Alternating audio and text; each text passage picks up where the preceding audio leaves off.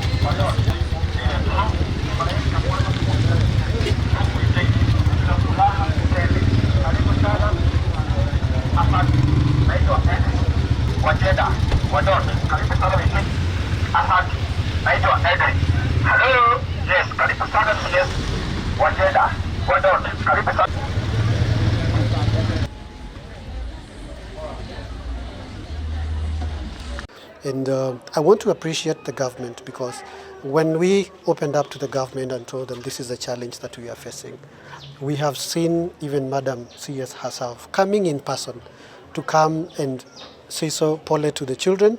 I've seen Madam PS come in person, spend time with the children and tell them that we are so sorry and we will do all we can to make sure that you're back and perhaps even better than the way you were before. So this is something we are very, very grateful about. There is a question that had been asked: how was this happening? The mother was not aware. It's important to say that the children used to live in Trans Nzoia, and their father works in Uasin Gishu County. So one of the things he used to do is that he used to tell their mother, I want to go with one of the children to go and help me out for the weekend. So, or for the week if they have a closed school. And that is the time he would, be able to do all this. And it is sad to even hear the children tell you that sometimes even when he decides to do this, he could do as many as 3 times in one night. He takes you, and Madam CS, it's sorry also to say that he introduced them to pornography. And this is what used to make them, to make him want to keep on, telling them this is okay, this is okay, this is okay. The most recent, the eldest of them found him with their youngest sister, who is less than 10 years old. And she had to ask Dad, are you really my real dad? Why would you do this to me and now even our youngest sibling? So, and the dad, of course, said, you will not teach me how to raise you. This is how I want to raise you as a father. So it has been a very, very sad experience. But I want to thank our government. I want to thank God that now the students are looking up to a better day. And we as a Factor, we are there to handhold, we are there to support them, and we want to see that they all come out better.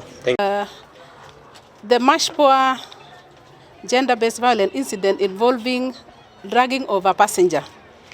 The attention of the Ministry of Gender, Culture, the Arts and Heritage has been drawn to the recent incident involving Ms. Adela Omondi, who reported being dragged aboard a Mashpua bus traveling from Nairobi to Mombasa on Monday, April 14, the year 2025. She later woke up in Coast General Hospital, disoriented, stripped of her dignity and valuables, including unauthorized M-Pesa withdrawals using her phone. The heinous act, which may not be an isolated incident, is not only a grave violation of her dignity and rights, but also a stark reminder of the urgent need to ensure safety and accountability in all private and public spaces.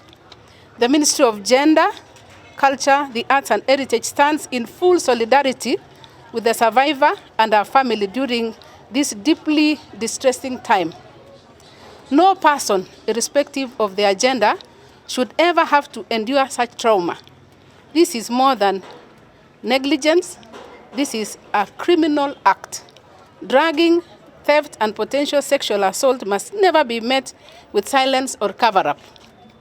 The Ministry of Gender, Culture, the Arts and Heritage condemns this violation against individuals and advocates for the protection of all women, men, girls, and boys in public spaces. We call upon MASHPOA to fully cooperate by providing the bus manifest, CCTV footage, booking records, and staff for questioning. We also urge public transport operators to strengthen safety protocols and creating a secure reporting mechanism for passengers. NTSA, and I emphasize, NTSA to investigate the company and withhold the operating license until investigation is complete and culprits apprehended. We would like to commend the National Police Service and DCI Mombasa for the assistance so far offered to the victim and for conducting swift and thorough investigations so far as per the survivor's account. We however urge them to expedite the investigations into this incident and ensure that those responsible are brought to justice without delay. The Ministry of Gender, Culture, the Arts and Heritage remains committed to promoting a society where women and girls can live free from fear, harassment, and violence. We will continue to work closely with stakeholders to implement stronger policies, raise awareness, and provide support services for survivors. That is our statement. The youngest is 10 years. The oldest is a university student. And they have had to come and stay together to run away from their home. And so as a department, we decided to come because it is being said that is happening, and coming to see is another thing. So we have decided to come and see. These children have been rescued. They are going to be taken to a safe space. We have ensured that they are going back to school has been catered for, and we have made a commitment that we shall make a follow-up, including calling the schools where the children are going, so that they are going to be given the support. The brother was wondering why are my sisters favored by the father? So when this act happened, it was actually, he was molesting the young girl, the one who is 10 years old. So that is when one of the girls realized what was happening. And she wrote a message in her hand and said, I have actually procured an abortion and it is my dad who has done it. So she did it on her hand like this. My dad is responsible. So that is how she was able to pass the message because of the extreme pressure and the frustration that was there. So that is when the mother now called the older sister, who is a student at a university I won't mention. And then the sister confirmed that it has happened to me. It has happened to the other sister. So all the 4 girls have gone through that. But it starts at a very early age when they are innocent. I understand what the father has been saying is he holds the children when they are very young and says, I have blood pressure, so when I hold the children on my laps, inasaidia pressure kwenda chini. So it is an innocent act, in the way it looks.